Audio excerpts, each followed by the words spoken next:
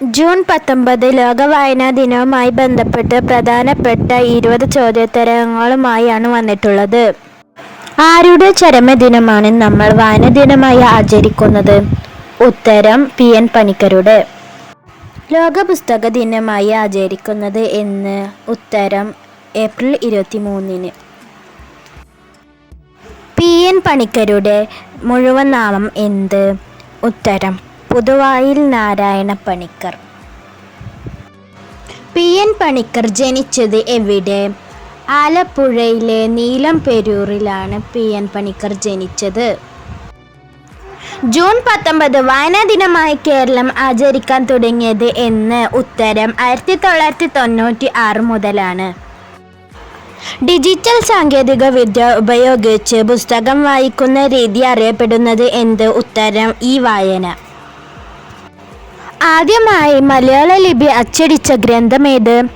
ഉത്തരം ഹോർത്തൂസ് മലബാറിക്കൽസ്. മലയാള ഭാഷയിൽ ആദ്യമായി അച്ചടിച്ച ഗ്രന്ഥമേത്? ഉത്തരം സംക്ഷേപ വേദാർത്ഥം.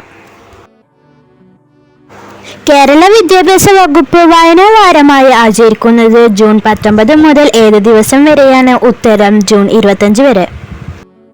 എഴുത്തച്ഛൻ പുരസ്കാരം ലഭിച്ച ആദ്യ വനിതയാര്? ഉത്തരം ബാലായനി അമ്മ. മലയാളത്തിലെ ആദ്യത്തെ ചരിത്ര നോവൽ ഏത്? ഉത്തരം മാർത്താണ്ഡവർമ്മ. മലയാളത്തിലെ ആദ്യത്തെ ദിനപത്രം ഏത്? ഉത്തരം ദീപിക.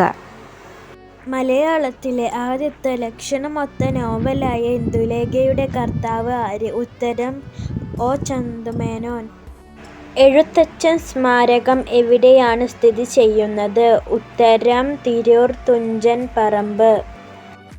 കേരള സാഹിത്യ അക്കാദമിയുടെ മുഖപത്രം ഏത്? ഉത്തരം സാഹിത്യലോകം. ലോകത്തിലെ പ്രാചീന സാഹിത്യം എന്നറിയപ്പെടുന്നത് ഏത്? ഉത്തരം ഗ്രീക്ക് സാഹിത്യം. കേരളത്തിലെ ഭരണഭാഷ ഏത്? ഉത്തരം മലയാളം. പ്രഥമ എഴുത്തച്ഛൻ പുരസ്കാരം ലഭിച്ചത് ആർക്കാണ്? ഉത്തരം ശൂരനാട് കുഞ്ഞൻ പിള്ള. മലയാളത്തിലെ ഏറ്റവും വലിയ നോവൽ ഏത്?